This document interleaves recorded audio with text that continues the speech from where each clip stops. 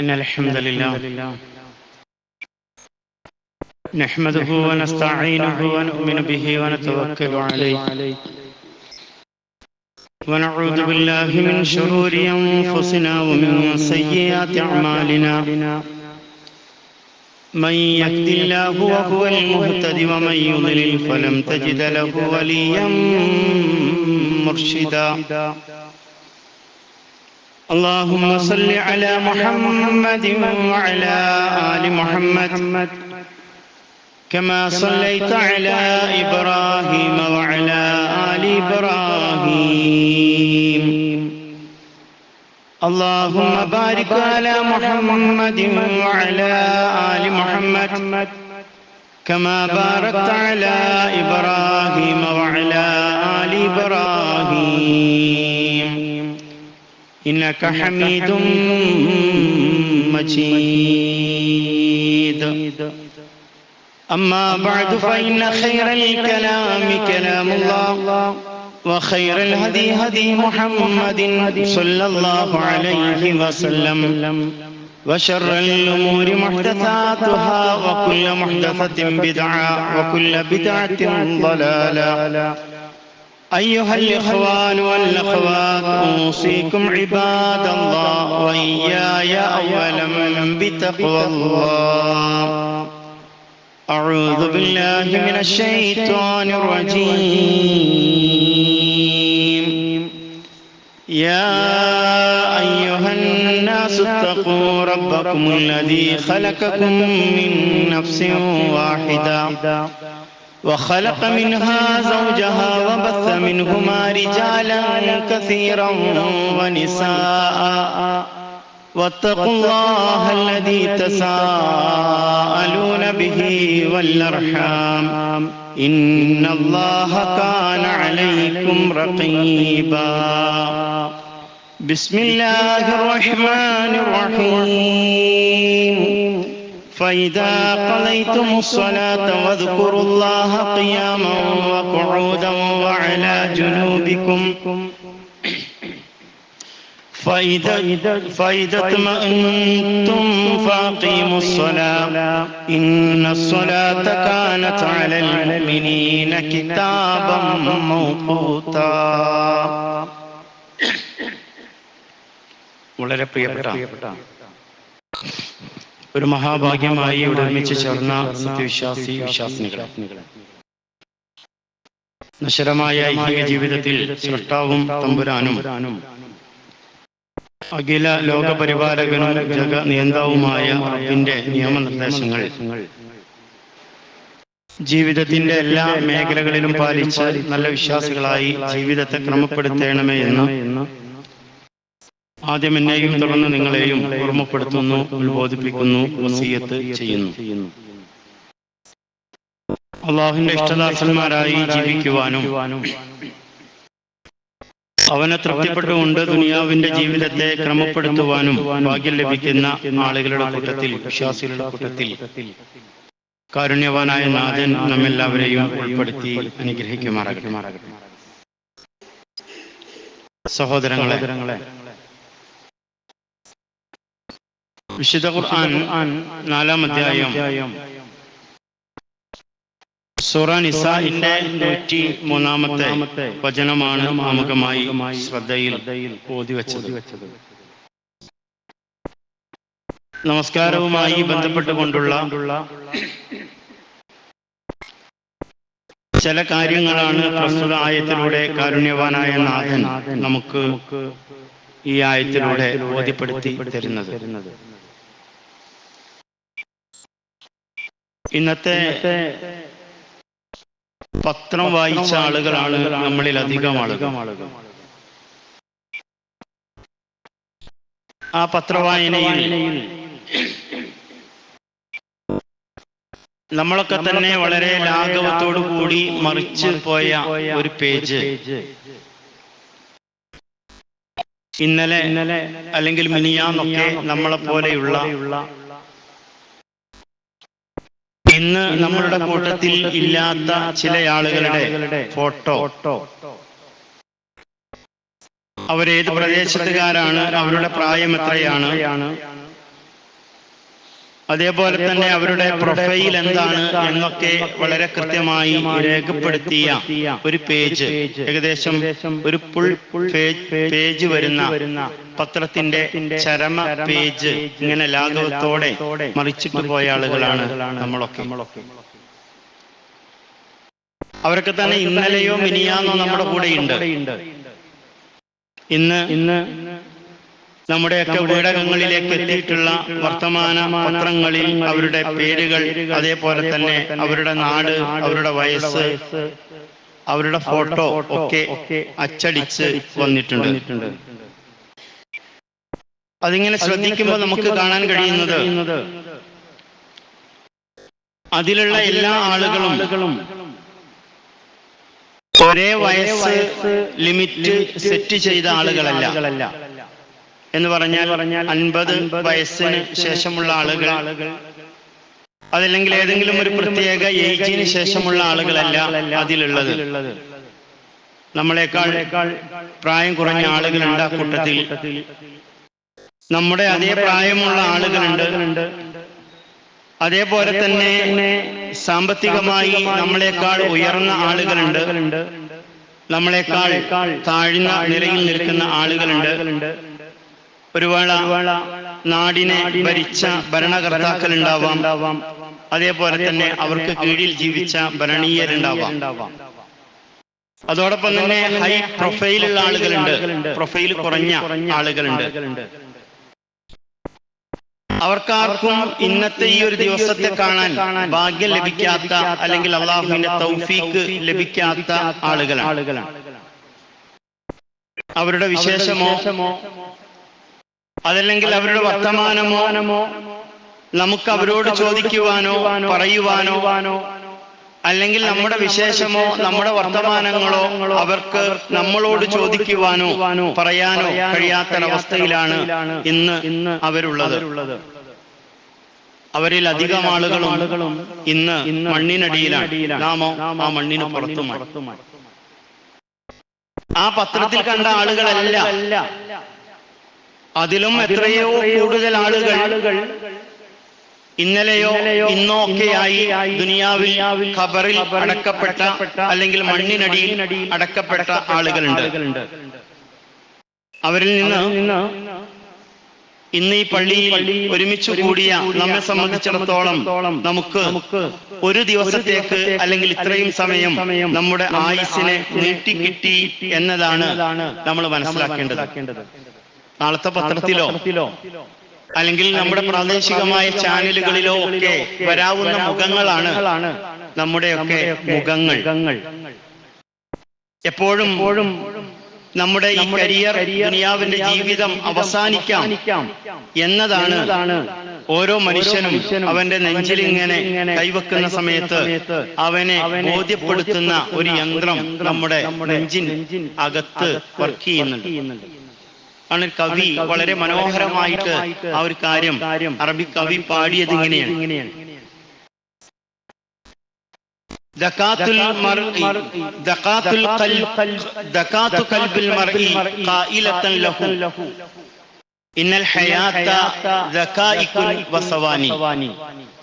ഓരോ മനുഷ്യന്റെയും ആ നെഞ്ച് ഇങ്ങനെ മിടിച്ചുകൊണ്ടിരിക്കുമ്പോ അതിന്റെ മിടിപ്പ്, അതിന്റെ താളം അവനോട് വിളിച്ചു പറഞ്ഞുകൊണ്ടിരിക്കുന്നത് തീർച്ചയായും നിന്റെ ജീവിതം എന്ന് പറയുന്നത് അത് ചില സെക്കൻഡുകളും ചില മിനിറ്റുകളും മാത്രമാണ് എന്ന് ബോധ്യപ്പെടുത്തുന്നു നമ്മുടെ ഹൃദയത്തിന്റെ മിടിപ്പ് എന്നത്.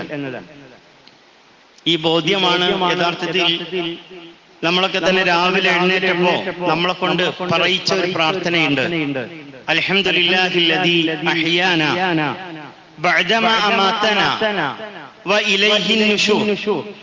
അൽഹംദുലില്ലാഹ്, പടച്ച റബ്ബേ നിനക്ക് സർവസ്തുതിയും. എന്താ നിനക്ക് ഞാൻ ഇങ്ങനെ സ്തുതി പറയാനുള്ള കാരണം? അല്ലദീ അഹ്യാനാ, ഞങ്ങളെ നീ ജീവിപ്പിച്ചു എന്നതാണ്. ഞങ്ങൾ ഏതൊരവസ്ഥയിലാണ്? ബഅദമാ അമാതനാ, ഇന്നലെ രാത്രി കിടന്ന് ഈ ഉണരുന്ന സമയം വരെ ഞങ്ങൾ മരണത്തിലായിരുന്നു. ആ മരണത്തിന് ശേഷം ഒരു ജീവിതം, പുതുജീവിതം നൽകി. മാത്രമല്ല, നിന്നിലേക്കാണ് ഞങ്ങളുടെ മടക്കമുള്ളത് എന്ന് ചൊല്ലാൻ കാരണമാവുന്നത് യഥാർത്ഥത്തിൽ ഈ ഒരു ബോധമാണ് എന്നതാണ്. പ്രിയപ്പെട്ടവരെ, അങ്ങനെ നന്ദി കാണിച്ചുകൊണ്ട് ഇന്നത്തെ ജീവിതത്തിന്റെ ഒരു സുന്നത്തോടു കൂടി നമ്മുടെ ജീവിതം ആരംഭിക്കാൻ ഭാഗ്യം ലഭിച്ച ആളുകൾ എത്ര ആളുകളുണ്ട് എന്നുകൂടി നമ്മളൊന്ന് ആലോചിക്കണം. സൂറ ഇൻസാൻ, അതിന്റെ ആദ്യത്തെ 3 വചനങ്ങൾ നമുക്ക് സുപരിചിതമാണ്. ഇന്ന് സുബഹിക്ക് പള്ളിയിൽ ജമാഅത്തിന് ആളുകൾ എത്തിയിട്ടുണ്ടെങ്കിൽ അവരൊക്കെ കേട്ട ഒരു ആയത്തായിരിക്കാം. هل أتى على الإنسان حين من الدهر لم يكن شيئا مذكورا إنا خلقنا الإنسان من نطفة أمشاج نبتليه فجعلناه سميعا بصيرا إنا هديناه السبيل إما شاكرا وإما كفورا. ഒന്നാമത്തെ ആയത്ത് നമ്മളൊക്കെ തന്നെ ഇവിടെ സ്വീകരിക്കുന്ന 2 അവസ്ഥകളെ സംബന്ധിച്ച് കാരുണ്യവാനായ നാഥൻ പറയാ.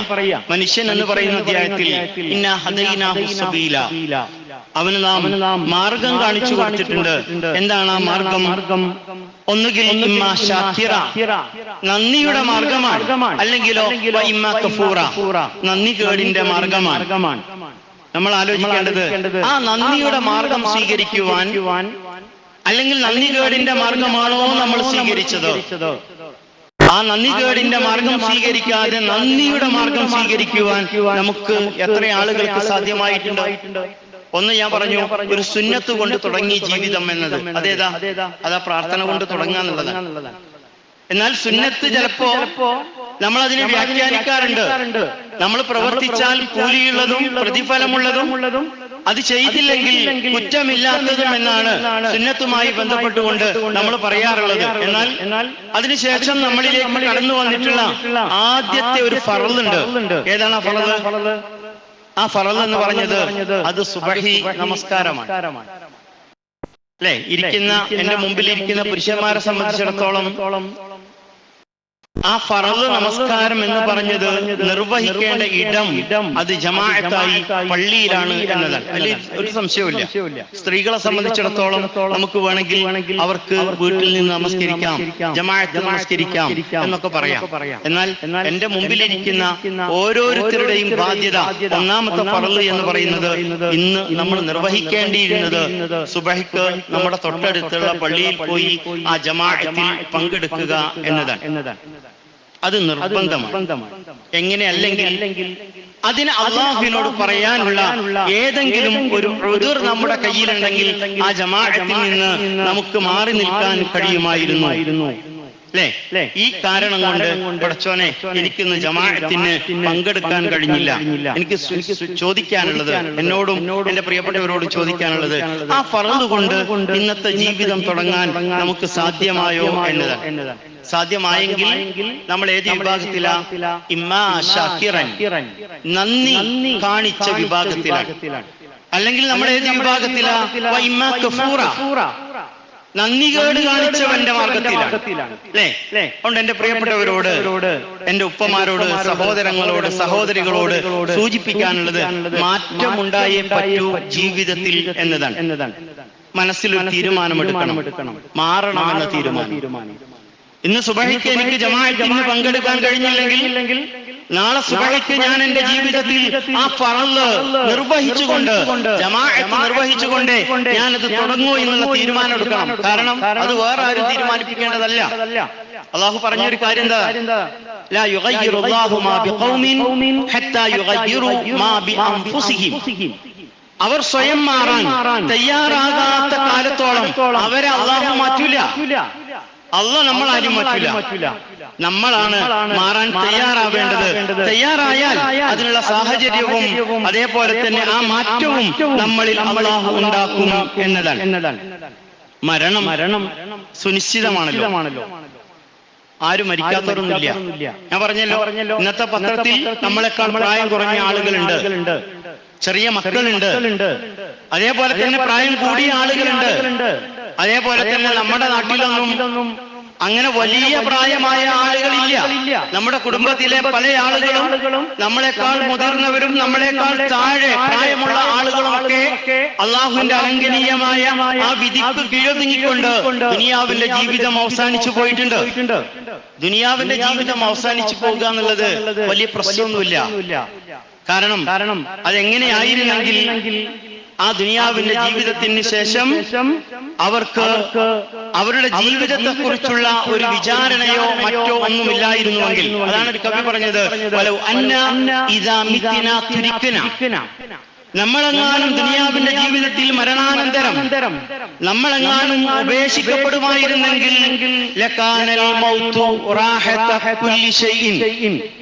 ഈ ലോകത്തിൽ ലഭിക്കുന്ന എല്ലാറ്റിനേക്കാളും നമുക്ക് ഏറ്റവും ഉത്തമമായിട്ടുള്ളത്, ബെസ്റ്റ് ആയിട്ടുള്ളത് അത് മരണമാകുമായിരുന്നു.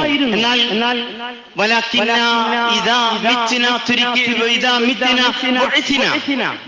നമ്മള് ദുനിയാവിന്റെ ജീവിതത്തിൽ നിന്ന് മരണപ്പെട്ടു പോയാൽ വീണ്ടും ഒരു ഉയർത്തെഴുന്നേൽപ്പുണ്ട് എന്ന് മാത്രമല്ല,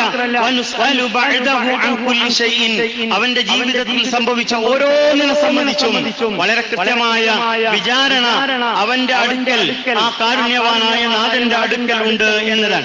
എന്ന് പറഞ്ഞാൽ അങ്ങനെ ഒരു വിചാരണ ഇല്ലായിരുന്നുവെങ്കിൽ ദുനിയാവിന്റെ ജീവിതത്തിൽ നിന്ന് മരണപ്പെട്ടു പോകുന്നത് അതൊരു റാഹത്താകുമായിരുന്നു, അല്ലെങ്കിൽ ഏറ്റവും ഹൈറാകുമായിരുന്നു എന്നാണ്. അത് ഹൈറാകാത്തത് എന്തുകൊണ്ടാണ്?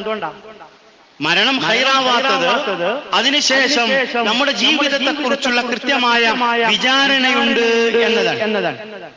അപ്പോ ആ വിചാരണയുണ്ടാകുമ്പോ അവിടെ രക്ഷപ്പെടുക എന്നതാണ് നമ്മുടെ ജീവിതത്തിന്റെ ലക്ഷ്യമായി ഉണ്ടാകേണ്ടത്.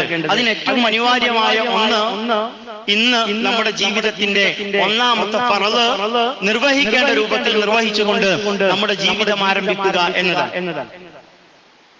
സൽക്കാരം നമുക്ക് വലിയ ഇഷ്ടമാണ് അല്ലെ? എവിടെയെങ്കിലുമൊക്കെ സൽക്കാരങ്ങൾ ഉണ്ടെങ്കിൽ, അതേപോലെ തന്നെ നമ്മുടെ ഏറ്റവും ബന്ധമുള്ള ആളുകൾ നടത്തുന്ന സൽക്കാരങ്ങളാണെങ്കിലോ, നമ്മളോട് ഏറ്റവും ഇഷ്ടപ്പെട്ട ആളുകൾ, അടുത്ത കൂട്ടുകാർ, കുടുംബങ്ങൾ, ഇവരൊക്കെ നടത്തുന്ന സൽക്കാരമാണ് എന്ന് വിചാരിക്കുക. ആ സൽക്കാരത്തിൽ പങ്കെടുക്കുന്നത് പ്രത്യേകം നമുക്കൊരു താല്പര്യമുള്ളതാണ്. അവരെങ്ങാനും ആ വിരുന്നിന് നമ്മെ വിളിച്ചില്ലെങ്കിലോ, ഒരു വിരുന്ന് നമ്മുടെ കുടുംബത്തിൽ ഏറ്റവും അടുത്ത ആളുകൾ ഒരു വിരുന്ന് നടത്തുന്നു, ആ വിരുന്നിന് നമ്മളെ ക്ഷണിക്കാതിരുന്നാൽ അതായിരിക്കും നമ്മുടെ ജീവിതത്തിലെ ഏറ്റവും വലിയ പ്രയാസത്തിന് കാരണമാകുന്നത്. കാരണം എന്റെ ഏറ്റവും അടുത്ത ആളുകളാ, എന്റെ അയൽവാസികളാ, എന്റെ കുടുംബമാ, ഞാൻ എപ്പോഴും സഹായിക്കുന്നവനാണ്, അല്ലെങ്കിൽ എന്നോട് എത്രമാത്രം ബന്ധമുള്ളവനാണ്. ഞാൻ ഇപ്പത്തെ കുട്ടികളുടെ കണക്ക് വെച്ച് പറഞ്ഞാൽ എന്റെ ചങ്കാണ്.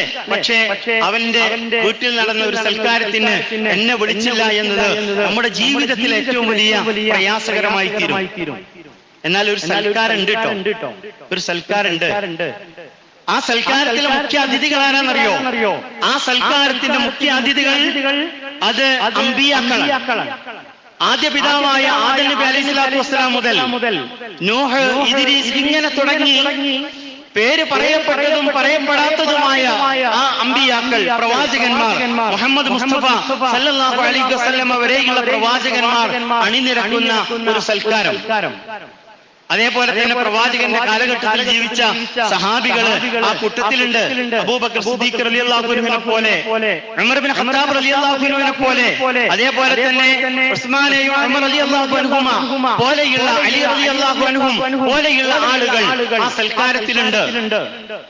അവിടേക്കുള്ള ഒരു ലിസ്റ്റ് ഇങ്ങനെ തയ്യാറാക്കിക്കൊണ്ടിരിക്കുന്നുണ്ട്. ആ തയ്യാറാക്കുന്ന ലിസ്റ്റിൽ ഞാനും നിങ്ങളുണ്ടോ എന്നത് നമുക്ക് പരിശോധിക്കാൻ കഴിയും. എങ്ങനെയാണ് പരിശോധിക്കുന്നത്? ദുനിയാവിലല്ല കേട്ടോ ആ സൽക്കാരം പരലോകത്താണ്.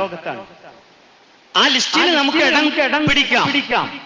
അന്ത്യപ്രവാചകൻ മുഹമ്മദ് റസൂലുള്ളാഹി സ്വല്ലല്ലാഹു അലൈഹി വസല്ലമ എല്ലാ പ്രവാചകന്മാരെയും മുഖ്യ അതിഥികളായി ക്ഷണിക്കപ്പെടുന്ന, അതേപോലെ തന്നെ എല്ലാ സഹാബികളും ഉൾക്കൊള്ളുന്ന, ലോകത്ത് കടന്നു വന്നിട്ടുള്ള മുഴുവൻ നല്ല മനുഷ്യരും ഉണ്ടാകുന്ന ആ ഒരു വമ്പിച്ച സൽക്കാരം, ആ സൽക്കാരത്തിന്റെ ലിസ്റ്റിൽ നമ്മുടെ പേരുണ്ടാവാൻ പ്രവാചകൻ സല്ലല്ലാഹു അലൈഹി വസല്ലം പറഞ്ഞ ഒരൊറ്റ ഗുണം അത് ഞാൻ നേരത്തെ പറഞ്ഞതാ.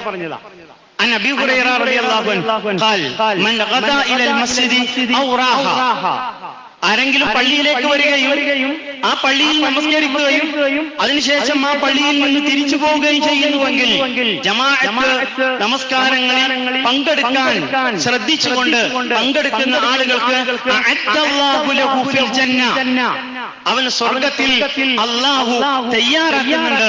എന്താണ് തയ്യാറാക്കുന്നത്? നുസ്ലൻ, ഒരു സൽക്കാരമാണ്. കുല്ലമാ ഗദാ ഔ റാഹ, അവൻ പള്ളിയിലേക്ക് എപ്പോഴൊക്കെ വരുന്നോ, എപ്പോഴൊക്കെ പള്ളിയിൽ നിന്ന് തിരിച്ചു പോകുന്നു, ആ സമയത്തൊക്കെ എത്ര അവൻ പള്ളിയിൽ ജമാഅത്തുകൾക്ക് സജീവമായി പങ്കെടുത്തോ അതിനൊക്കെ അവൻ അത്തരത്തിലുള്ള നുസ്ല്, പിന്നെ സൽക്കാരങ്ങൾ അവന് നൽകപ്പെടുന്നു എന്നാണ്. ഒറ്റ കണ്ടീഷനാ പറഞ്ഞത്, ആ ലിസ്റ്റിൽ നമ്മുടെ പേര് വരണമെങ്കിൽ നമ്മുടെ തൊട്ടടുത്ത് നടക്കുന്ന പള്ളിയിലെ ജമാഅത്തിൽ നമ്മുടെ പങ്കാളിത്തം ഉണ്ടാകണം. വളരെ പ്രത്യേകിച്ച് പറയാൻ, സുബഹി നമസ്കാരം എന്ന് പറയുന്നത് എല്ലാവരും ഒരു പരിധിവരെ നാട്ടിലുണ്ടാകുന്ന സമയ, ആ സമയത്ത് നടക്കുന്ന നമസ്കാരം, അതിൽ നമ്മുടെ പങ്കാളിത്തം ഉണ്ടാകണം. എവിടെ? പരലോകത്ത് നമുക്ക് വലിയ സൽക്കാരം. പരലോകത്തെ അവസ്ഥ എന്താ? പരലോകത്തെ അവസ്ഥയെ സംബന്ധിച്ച് ഖുർആൻ പറഞ്ഞല്ലോ, വത്തഖു, നിങ്ങൾ സൂക്ഷിക്കണേ യൗമൻ, ഒരു ദിവസത്തെ. അന്നത്തെ പ്രത്യേകത എന്താണെന്നറിയോ? ലാ തജ്സി നഫ്സുൻ അൻ നഫ്സിൻ ശൈഅ. ഒരു ആത്മാവിനും ഒരു മനുഷ്യനും മറ്റൊരാൾക്ക് വേണ്ടി ഒരു ഉപകാരവും ചെയ്യാൻ കഴിയാത്ത, വലാ യുഖ്ബലു മിൻഹാ ശഫാഅ, എന്തെങ്കിലുമൊക്കെ ആരുടെയെങ്കിലൊക്കെ ശുപാർശ സ്വീകരിച്ചുകൊണ്ട് രക്ഷപ്പെടാം എന്ന് വിചാരിച്ചാൽ നടക്കില്ല. വലാ യുഖദു മിൻഹാ അദിൽ, ഇനി എന്തെങ്കിലും ദുനിയാവിന്റെ ജീവിതത്തിൽ അവൻ സമ്പാദിച്ചത് മുഴുവൻ അത് അല്ലാഹുവിന് പകരം നൽകിക്കൊണ്ട് രക്ഷപ്പെടാമെന്ന് വിചാരിച്ചാൽ അതും സാധ്യമല്ല. ഒരാളാലും സഹായിക്കപ്പെടാത്ത ഒരു ലോകം, അതാ പരലോകം. അവിടെ അതിനെ നിങ്ങൾ സൂക്ഷിക്കണമെന്ന് പറഞ്ഞു. അവിടെ നിങ്ങൾക്ക് സൽക്കാരമുണ്ട്. ആരുടെ സൽക്കാരം? അള്ളാഹുവിന്റെ സൽക്കാരം. നമ്മൾ ഇഷ്ടപ്പെടുന്ന അതാണല്ലോ ലോകത്ത് ഒരു വിശ്വാസിയെ സംബന്ധിച്ചിടത്തോളം അവനെ ഏറ്റവും കൂടുതൽ സ്നേഹിക്കേണ്ടത് അത് അള്ളാഹുവിനെയാണ്, അല്ലേ? അള്ളാഹു എവിടെയാണ്? വിശുദ്ധ ഖുർആൻ അതിന് ഉത്തരം നൽകിയത് എവിടെയാ? നഹ്നു അഖ്റബു ഇലൈഹി മിൻ ഹബ്ലിൽ വരീദ്, അവന്റെ കണ്ടനാടിയേക്കാൾ അവനോട് അടുത്തവനാണ്. ചങ്ക് എന്ന് പറയേണ്ടത് അല്ലാഹുവാണ്. കാരണം എന്താ? അവന്റെ കണ്ടനാടിയേക്കാൾ അടുത്തവൻ അല്ലാഹുവാണ്. നഹ്നു അഖ്റബു ഇലൈഹി മിൻ ഹബ്ലിൽ വരീദ്.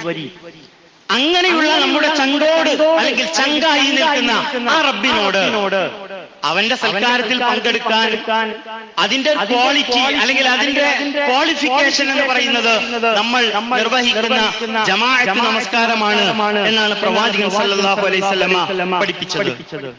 അപ്പോ സൽക്കാരത്തിൽ ആ ലിസ്റ്റിൽ എന്റെയും നിങ്ങളുടെയും പേരുണ്ടാവണമെങ്കിൽ ജമാഅത്തിൽ നമ്മുടെ സാന്നിധ്യം നമ്മുടെ തൊട്ടടുത്ത പള്ളികളിൽ ഉണ്ടാവണം. ഇന്ന പള്ളിയിലൊന്നുമില്ല, നമ്മുടെ തൊട്ടടുത്ത പള്ളികളിൽ ഉണ്ടാവണം.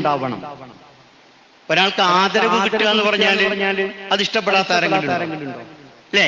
നമ്മളോട് ആരെങ്കിലും വന്നിട്ട് പറയാം, നാട്ടിലെ ഒരു സംഘടന നിങ്ങൾ ആദരിക്കാൻ തീരുമാനിച്ചിട്ടുണ്ട്. നമ്മൾ വിനയം കൊണ്ട് ചിലപ്പോൾ പറയും എനിക്ക് അങ്ങനെ ആദരവൊന്നും വേണ്ട, പക്ഷേ അവരോട് നമുക്കൊരു പ്രത്യേക സ്നേഹവും മമതയൊക്കെ ഉണ്ടാവും. എന്നാൽ എന്നെ പരിഗണിച്ചല്ലോ, ആ ഒരു സ്നേഹവും ബഹുമാനവും അല്ലെങ്കിൽ മനസ്സിൽ അതിന്റെ ഒരു കുളിർമയും ഒക്കെ ലഭ്യമാകും. ഒരാൾ നമ്മളോട് വന്നിട്ട് പറയാ നിങ്ങൾ ആദരിക്കാൻ തീരുമാനിച്ചു എന്ന് പറഞ്ഞാൽ അല്ലേ, അങ്ങനെ ആദരവിന് നിങ്ങൾക്ക് അള്ളാഹുവിന്റെ കോടതിയിൽ അല്ലെങ്കിൽ പരലോകത്ത് ആദരവ് ലഭിക്കണോ? അവിടെ ലഭിക്കണമെങ്കിൽ അതിന് പ്രവാചകൻ സല്ലല്ലാഹു അലൈഹി വസല്ലം പറഞ്ഞെന്തരോ, ബശ്ശിരിൽ മശാഇന ഫിൽ ദുലമി ഇലൽ മസ്ജിദി ബിന്നൂരി താമിൻ യൗമൽ ഖിയാമ. പ്രവാചകൻ സല്ലല്ലാഹു അലൈഹി വസല്ലം പറയാം, ബശ്ശിർ, സന്തോഷ വാർത്ത അറിയിക്കുക. അൽ മശാഇന, ആർക്ക്? നടന്നു വരുന്ന ആളുകൾക്ക്. ഫിൽ ദുലമി, ഇരുട്ട് സമയത്ത് എന്ന് പറഞ്ഞാൽ സുബഹിയുടെയും അതേപോലെ തന്നെ ഇശാഇന്റെയും ഒക്കെ സമയത്ത് പള്ളിയിലേക്ക് ഇരുട്ടുള്ള സമയം നടന്നു വരുന്ന ആളുകൾക്ക് സന്തോഷവാർത്ത അറിയിക്കണം. എന്തുകൊണ്ടാണെന്നറിയോ? ബിന്നൂരി താമിൻ, പരിപൂർണമായ പ്രകാശം കൊണ്ട്. എപ്പോ? യൗമൽ ഖിയാമ, ഖിയാമത്ത് നാളിൽ. ഖിയാമത്ത് നാളിലെ അവസ്ഥ എന്താ? അന്ധകാരത്തിൽ പെട്ടുപോകുന്ന, പ്രയാസപ്പെട്ടു നിൽക്കുന്ന ഒരു സമയത്ത് പ്രത്യേകമായ ഒരു ലൈറ്റ് നൽകിക്കൊണ്ട്, പ്രകാശം നൽകിക്കൊണ്ട് അവനെ വേർതിരിച്ചെടുക്കുന്നു എന്നാണ്. അതിന് അവൻ രാത്രിയില് അല്ലെങ്കിൽ പുലർച്ചെ ഇരുട്ടത്ത് അവൻ പള്ളിയിലേക്ക് വന്ന് ജമാഅത്തിന് വന്നു എന്നതുകൊണ്ട് അവന് പ്രത്യേകമായ ഒരു പൂർണ്ണമായ പ്രകാശം അള്ളാഹുവിന്റെ ഭാഗത്ത് നിന്ന് നൽകി അവനെ ആദരിക്കുന്നു എന്നാണ്. നിങ്ങൾ ഇപ്പൊ നമ്മുടെ നാട്ടില് ഇപ്പൊ ഹജ്ജ് ഉംറക്ക് പോകുന്ന തിരക്കിലാണ് ആൾക്കാർ. ഹജ്ജ് ഇപ്പൊ കഴിഞ്ഞിട്ടുള്ളൂ. ഹജ്ജിന്റെ ഉംറന്റെയൊക്കെ യാത്ര പലപ്പോഴും നമ്മളോട് വന്ന് പറയാറുണ്ട്, അല്ലെ, ഞാൻ ഹജ്ജിന് പോവാൻ, അല്ലെങ്കിൽ ഞാൻ ഉംറക്ക് പോവാൻ, അല്ലേ? അങ്ങനെ ആരെങ്കിലും ഒക്കെ നമ്മുടെ ബന്ധത്തിലോ നമ്മൾ അറിയുന്നവരോ ഒക്കെ പോകുന്നുണ്ട് എന്ന് നമ്മൾ അറിഞ്ഞാൽ നമ്മൾ നേരെ അവരെടുത്ത് ചെല്ലും. അല്ലെങ്കിൽ അവര് നമ്മുടെ അടുത്ത് യാത്ര പറയാൻ വരുമ്പോ നമ്മളൊക്കെ തന്നെ അവരോട് വസിയത്ത് ചെയ്യാറുണ്ട്, അല്ലെ? എന്താ വസിയത്ത് ചെയ്യാ? വസിയത്ത് ചെയ്യുന്നത്, എനിക്ക് വേണ്ടി നിങ്ങൾ ഒന്നും ചെയ്യണം, പ്രാർത്ഥിക്കണം, അല്ലെ? എനിക്ക് ഇന്ന രോഗമുണ്ട്, അല്ലെങ്കിൽ എന്റെ പ്രിയപ്പെട്ട ആളുകൾക്ക് ഇന്ന രോഗമുണ്ട്, അതുകൊണ്ട് നിങ്ങളുടെ പ്രാർത്ഥനയിൽ നമ്മൾ ഇഷ്ടപ്പെടുന്ന ആളുകളോടൊക്കെ പറയും, അല്ലെ, എന്റെ ഭാര്യക്ക് ഇങ്ങനെ ഒരു രോഗമുണ്ട്, അല്ലെങ്കിൽ എനിക്ക് ഇങ്ങനെ ഒരു രോഗമുണ്ട്, അല്ലെങ്കിൽ എന്റെ മക്കൾക്ക് ഇങ്ങനെ ഒരു പ്രയാസമുണ്ട്, അതുകൊണ്ട് നിങ്ങൾ എന്ത് ചെയ്യണം, ഒന്ന് പ്രാർത്ഥിക്കണം. ഹജ്ജിനോ ഉംറയ്ക്കൊക്കെ പോവുകയാണെങ്കിൽ ഒന്ന് ആ കഅബയെ തൊട്ടുകൊണ്ട് എനിക്ക് വേണ്ടി പ്രാർത്ഥിക്കണം എന്നൊക്കെ വസിയത്ത് ചെയ്യാറുണ്ട്. കാരണം എന്താണെന്നറിയോ? അതിന് വലിയ പ്രാധാന്യമുണ്ട് എന്നതാണ്. മാത്രമല്ല നമ്മുടെ ആ പ്രാർത്ഥനകള് സ്വീകരിക്കാൻ വലിയ സാധ്യതയുള്ളതാണ് അത്തരം പ്രാർത്ഥനകൾ. അതുകൊണ്ടാണ് നമ്മൾ വസിയത്ത് ചെയ്യാറുള്ളത്, അല്ലെ? കുറെ ആളുകള് ജുമാക്കൊക്കെ വരുന്ന സമയത്ത് പറയാറുണ്ട്, എന്തെന്നറിയോ, നിങ്ങള് നമ്മുടെ മനസ്സിൽ വെച്ചുകൊണ്ട് എന്ത് ചെയ്യണം, ആ രോഗം കൊണ്ട് പ്രയാസമുണ്ട്, അവരുടെ രോഗത്തിന് വേണ്ടിയിട്ട്, അല്ലെങ്കിൽ ഇന്ന ബുദ്ധിമുട്ടുണ്ട്, അത് നിങ്ങൾ ഖുതുബന്റെ സമയത്തൊന്ന് പ്രാർത്ഥിക്കണം എന്നൊക്കെ വസിയത്ത് ചെയ്യാറുണ്ട്, അല്ലെ? നമ്മുടെ ഇടയിൽ രോഗം കൊണ്ട് പ്രയാസപ്പെടുന്ന ധാരാളം ആളുകളുണ്ട്. അവരുടെ പ്രയാസങ്ങള് അള്ളാഹു ദൂരീകരിച്ചു കൊടുക്കുകയും ആ പ്രയാസങ്ങൾ പെട്ടെന്ന് ശിഫയായി പൂർണ്ണാവസ്ഥയിലേക്ക് തിരിച്ചു വരാനുള്ള സൗഭാഗ്യം അവർക്ക് നൽകാൻ നമ്മൾ പ്രാർത്ഥിക്കുക. അള്ളാഹു അനുഗ്രഹിക്കട്ടെ. അപ്പോ അങ്ങനെ വസിയത്ത് ചെയ്യാറുണ്ട്. ഒരു ദിവസത്തെ നമ്മൾ ചെയ്യുന്ന അമലുകൾ രേഖപ്പെടുത്താൻ വേണ്ടി മലക്കുകൾ വരുന്നുണ്ട് എന്ന് പ്രവാചകൻ പറഞ്ഞു. ആ മലക്കുകൾ വരുന്നത് 2 ഷിഫ്റ്റ് ആയിട്ടാണ്. എപ്പോഴൊക്കെ വരുന്നറിയോ? ഒന്ന് സുബഹിന്റെ നേരത്താണ് വരിക. ആ സുബഹിന്റെ നേരത്ത് വന്ന ആ മലക്കുകൾ എന്ത് ചെയ്യും? അസറിന്റെ നേരത്ത് അവർ തിരിച്ചു പോകും. അതേപോലെ തന്നെ അസറിന്റെ നേരത്തെ എന്ത് ചെയ്യും? ഒരു ടീം വരും നമ്മുടെ അമലുകൾ രേഖപ്പെടുത്താൻ. അവര് നാളെ സുബഹിന്റെ നേരത്താണ് തിരിച്ചു പോവുക. പ്രവാചകൻ സല്ലല്ലാഹു അലൈഹി വസല്ലം അതങ്ങനെ പറഞ്ഞിട്ടുണ്ട്. യതഅഖബൂന ഫീകും മലായിക ബില്ലൈലി വൽ മലായികതു ബിന്നഹാരി വയജ്തമിഊന ഫിസ്സലാത്തി സുബ്ഹ്.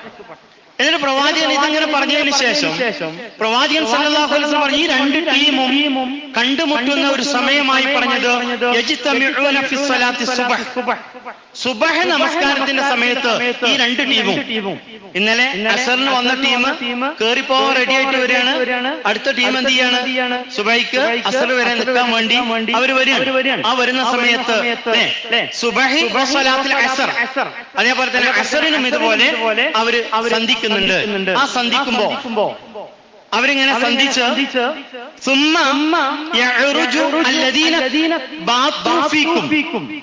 ആ രാവിലെ അവർ സന്ധിച്ച് ആ രാവിലെ സുബഹി വരെ നിന്ന ടീം എന്ത് ചെയ്യാണ്? ആകാശത്തേക്ക് അവർ കേറിപ്പോകാൻ. അങ്ങനെ ആകാശത്തേക്ക് കേറിപ്പോകുമ്പോ അവരോട് അള്ളാഹു ചോദിക്കും. അവരിങ്ങനെ അള്ളാന്റെ അടുത്തെത്തി ആ കാര്യങ്ങൾ അള്ളാഹ് അവരോട് ചോദിക്കാൻ. എന്നിട്ട് പ്രവാചകൻ അവിടെ പറഞ്ഞു, വഹുവ അഅലമു ബിഹിം. ഈ മനുഷ്യന്മാരെന്താ ചെയ്തത് എന്നുള്ളത് അവരോട് ചോദിച്ചില്ലെങ്കിലും ആർക്കറിയാം? അള്ളാഹ്ക്കറിയാം. എന്നാലും അള്ളാഹു അവരോട് ചോദിക്കും. എന്താണ് ചോദിക്കുന്നത്? കൈഫ തറക്തും ഇബാദി, നിങ്ങളിപ്പോ കേറി പോന്നപ്പോ എന്റെ അടിമകളെ എങ്ങനെയാണ് നിങ്ങൾ ഭൂമിയിൽ വിട്ടേച്ചു പോന്നത് എന്ന് അവരോട് ചോദിക്കുന്നു. അപ്പോൾ അവർ പറയും, ഞങ്ങൾ അവരെ വിട്ടുപോകുന്നത് അവർ നമസ്കരിക്കുന്നവരായിട്ടാണ് എന്ന് പറഞ്ഞാൽ എന്താ? സുബഹി നമസ്കാരം ജമാഅത്ത് നടക്കുമ്പോ അവരെന്ത് ചെയ്യും? ആകാശത്തേക്ക് കയറി പോകും. അല്ലാഹ് അവിടെ അവരോട് ചോദിക്കും, എങ്ങനെ നിങ്ങൾ പോരുമ്പോ എന്റെ അടിമകളുടെ അവസ്ഥ എന്താ? അവരൊക്കെ സുബഹിക്ക് നമസ്കരിച്ചു കൊണ്ടിരിക്കുകയാണെന്ന് പറയും. മാത്രമല്ല കേട്ടോ, എന്നിട്ട് ആ മലക്കുകൾ പ്രാർത്ഥിക്കും, അല്ലാഹുവേ നീ അവർക്ക് പുറത്തു കൊടുക്കണേ, നമസ്കരിക്കുന്ന ആളുകൾക്ക്, ആ സുബഹി ജമാഅത്തിൽ പങ്കെടുത്ത ആളുകൾക്ക്, അവർക്ക് വേണ്ടി ആ മലക്കുകൾ അല്ലാഹുവിന്റെ സന്നിധാനത്തിൽ വെച്ചുകൊണ്ട് അള്ളാഹുവിനോട് ആ മലക്കുകൾ ഇസ്തിഗ്ഫാറത്ത് തേടുന്നു. ഉംറക്കോണ മനുഷ്യൻ പ്രാർത്ഥിക്കുന്ന പോലെയല്ല, ഹജ്ജ് നിർവഹിക്കാൻ പോകുന്ന ഒരാൾ പ്രാർത്ഥിക്കുന്നത് പോലെയല്ല, മലക്കുകളാണ് പ്രാർത്ഥിക്കുന്നത്. ആർക്കാ പ്രാർത്ഥിക്കുന്നത്? സുബഹിക്ക് ജമാഅത്തിൽ പങ്കെടുത്ത ആളുകൾക്ക്. നമ്മൾ ആലോചിക്കേണ്ടത്, ഇന്ന് അള്ളാന്റെ ചോദ്യം ഉണ്ടായിട്ടുണ്ട്, മലക്കുകളുടെ ഉത്തരം ഉണ്ടായിട്ടുണ്ട്. ആ പ്രാർത്ഥനയിൽ ഞാൻ നിങ്ങൾ ഉണ്ടായിരുന്നു എന്നുള്ളതാണ്. ആ ലിസ്റ്റിൽ നമ്മളുണ്ടോ എന്നതാണ് നമ്മൾ ആലോചിക്കേണ്ടത്. അല്ലേ? മാറേണ്ടത് നമ്മളാണ്. നമ്മൾ ശീലമാക്കണം ജമാഅത്തുകൾ. കാരണം എന്തറിയോ, തീരുവല്ലോ എത്ര പറഞ്ഞാലും എപ്പോഴും വിട്ടുപോകാവുന്ന. കഴിഞ്ഞ ആഴ്ച ഇതുപോലെ വൈകുന്നേരം വരെ പണിയെടുത്ത് രാത്രി പോയി കിടന്നിറങ്ങി എന്റെ സമപ്രായക്കാരനായ ഒരേ സ്കൂളിൽ ഒന്നിച്ചു പഠിച്ച ആളുകളാണ്. സുബഹിക്ക് കഴിഞ്ഞ വെള്ളിയാഴ്ച സുബഹിക്ക് എഴുന്നേറ്റ് ആദ്യം കേട്ട വാർത്ത പ്രിയപ്പെട്ട സഹോദരൻ ബഷീറിന്റെ മരണവാർത്തയാണ്. അല്ലാഹു പുറത്തു കൊടുക്കട്ടെ. ഇങ്ങനെ പോണ്ടവരാ നമ്മൾ. അങ്ങനെ പോകുമ്പോ പരിഗണിക്കപ്പെടണം. ആരുടെ പക്കൽ? അള്ളാഹുവിന്റെ പക്കൽ. അള്ളാന്റെ ലിസ്റ്റുകളിൽ ഉണ്ടാവണം, സൽക്കാരത്തിന്റെ ലിസ്റ്റിൽ ഉണ്ടാവണം, പൂർണ്ണമായ പ്രകാശം നൽകുന്ന ലിസ്റ്റിൽ ഉണ്ടാവണം. മാത്രമല്ല നമ്മുടെ കർമ്മങ്ങൾ അല്ലെങ്കിൽ നമുക്ക് വേണ്ടി പ്രാർത്ഥിക്കുന്ന മലക്കുകൾ ആ ലിസ്റ്റിൽ നമ്മുടെ പേരുണ്ടാവണം. അതിനോ മാറ്റുണ്ടാവണം. അല്ലെങ്കിൽ ഉൾപ്പെടുത്താൻ നമ്മൾ പരിശ്രമിക്കണം. ഒറ്റ കാര്യം ചെയ്യണ്ടു, നമ്മൾ ജമാഅത്തുകൾക്ക് പ്രാധാന്യം നൽകുകയും ആ ജമാഅത്തുകളിൽ നമ്മൾ കൃത്യമായി പങ്കെടുക്കുകയും ചെയ്യുക. നിങ്ങൾ ലോകത്ത് ബാങ്ക് കേൾക്കാത്ത എത്ര നാടുകളുണ്ട്? പലസ്തീനെ പോലെ. നിസ്കരിക്കാൻ പള്ളികളില്ല, സ്ഥലങ്ങളില്ല. സമയം നോക്കിക്കൊണ്ട് അവരത് കിട്ടിയ സ്ഥലങ്ങളിൽ ടാർപ്പായ വിരിച്ചുകൊണ്ട് അവർ അത് നിർവഹിക്കുന്നുണ്ട്. ആ ജമാഅത്ത് നമസ്കാരത്തിൽ കൈകാലുകൾ നഷ്ടപ്പെട്ട ആളുകളുണ്ട്. വീൽ ചെയറിൽ ജമാഅത്തിന് പങ്കെടുക്കുന്ന ആളുകളുണ്ട്. ഒറ്റക്കാലിൽ വടിയൂന്നി പിടിച്ചുകൊണ്ട് അത് നിർവഹിക്കുന്ന ആളുകളുണ്ട്.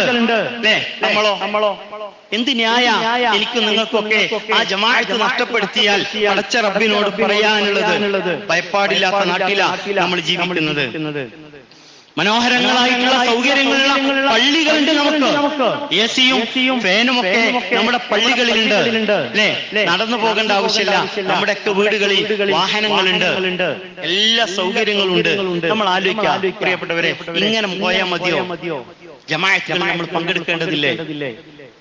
നമ്മൾ പങ്കെടുക്കേണ്ടതില്ലേ? ദുനിയാവിന്റെ ജീവിതമല്ലല്ലോ, മറിച്ച് പാരത്രികമായ ജീവിതമാണ് നമ്മുടെ ജീവിതത്തിന്റെ ലക്ഷ്യം എന്ന തിരിച്ചറിവ് പ്രിയപ്പെട്ടവരെ ആലോചിക്കുക. മാറേണ്ടത് നമ്മളാണ് പരിശ്രമിക്കേണ്ടത്. മാറ്റുണ്ടാവണം. ഇന്നല്ലെങ്കിൽ നാളെ ഇവിടെ നിന്ന് വിട്ടുപിരിഞ്ഞു പോകുമ്പോ അവിടെ പ്രയാസപ്പെടുന്ന ആളുകളുടെ കൂട്ടത്തിൽ നമ്മൾ ഉണ്ടാവാതിരിക്കാൻ നമ്മൾ കുടുംബസമേതം ജമാഅത്തുകളിൽ നമ്മുടെ തൊട്ടടുത്ത പള്ളികളിൽ നമ്മുടെ സാന്നിധ്യം ഉണ്ടാകണം.